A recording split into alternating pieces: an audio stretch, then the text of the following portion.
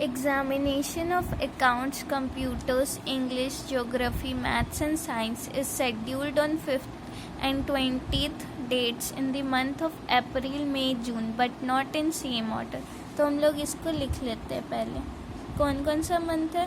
तो अप्रैल है, मई है और जून है. और डेट कौन सा है? 5 है और 20 है. और ये अप्रैल में जून में कितना कितना दिन होता है तो ये भी लिख लेते हैं. तो अप्रैल में 30 होता है, मई में 31 और जून में 30 होता है. फिर पहला क्लू क्या कह रहा है? Accounts exam is scheduled on 5th of a month but not in May. यानी कि अकाउंट्स जो है वो 5th में होगा, या तो 5th अप्रैल में होगा या तो 5th जून में होगा. फिर क्या कह रहा है अगला clue? Geography exam is scheduled after maths exam. तो मैथ्स के बाद ज्योग्राफी है, मैथ्स यहाँ लिखेंगे, उसके बाद ज्योग्राफी है. फिर अगला क्लू क्या कह रहा है? One exam is scheduled between maths and science. Maths और साइंस के बीच में एक एग्जाम का गैप है, एक का गैप है मैथ और साइंस के बीच में. फिर अगला क्लू क्या कह रहा है? English exam is scheduled immediately before science. English जो एग्ज़ाम है वो साइंस के इमीडिएटली बिफोर है. फिर बाद में क्या कह रहा है? But it is not scheduled immediately after maths exam. तो बट किसके लिए आया? तो बट इंग्लिश के लिए आया. इसका ये मतलब हुआ कि it is not scheduled immediately after maths exam, यानी कि इंग्लिश के इमीडिएटली बिफोर मैथ्स नहीं होगा. यानी कि इमीडिएटली बिफोर यहाँ पे मैथ्स नहीं होगा.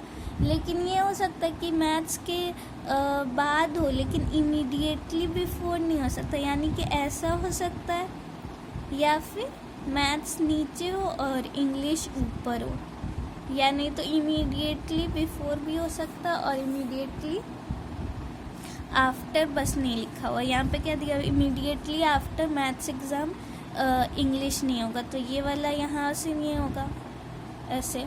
तो हम लोग क्लू बैठाना शुरू करते हैं. तो एक और पॉसिबिलिटी बना लेते. तो अकाउंट्स के लिए क्या दिया होता? अकाउंट्स या तो 5 अप्रैल को होगा या तो 5 जून को होगा. फिर क्या कह रहा था अगला क्लू? इसमें दिया हुआ था मैथ्स और साइंस के बीच में एक का गैप है और इंग्लिश और साइंस एक साथ आएंगे. यानी कि इंग्लिश के इमीडिएटली ऊपर साइंस होगा. तो हम लोग देखते हैं अभी कहाँ कहाँ बैठा सकते हैं. तो मैथ्स के लिए तो अभी बहुत जगह, मैथ्स को यहाँ एक छोड़ के यहाँ साइंस बैठा सकते हैं. फिर हो जाएगा geography.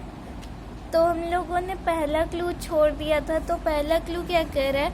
Only 2 exam is scheduled after maths exam. यानी कि मैथ्स एग्ज़ाम के बाद सिर्फ 2 और एग्ज़ाम होंगे. तो मैथ्स का जगह यहाँ फिक्स हो गया. अभी मैथ्स और साइंस के बीच में एक का गैप है. तो एक छोड़ के यहाँ साइंस नहीं कर सकते क्योंकि मैथ्स के बाद ज्योग्राफी है. तो इसमें ये हो गया कि एक छोड़ के साइंस यहाँ कर सकते हैं.